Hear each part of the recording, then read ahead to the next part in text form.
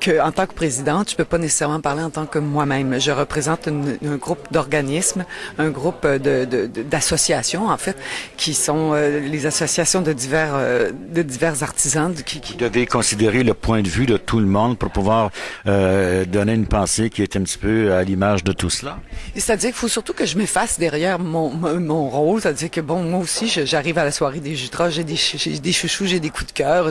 Mais comme présidente, je me garde une espèce de réserve parce que bon, je représente. Est-ce qu'on peut dire, Daniel Proulx, qu'il y a un petit peu un aspect politique, un rôle semblable?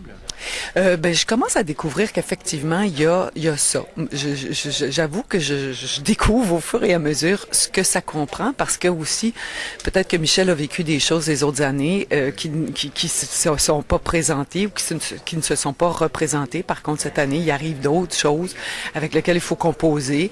Et puis, bon, alors c'est sûr que nous, on se voit toute l'année à raison d'à peu près une fois par mois. On se rencontre et là, moi, je suis à découvrir les différentes associations. On a une cinématographie extrêmement vivante, extrêmement inspirée, extrêmement fébrile.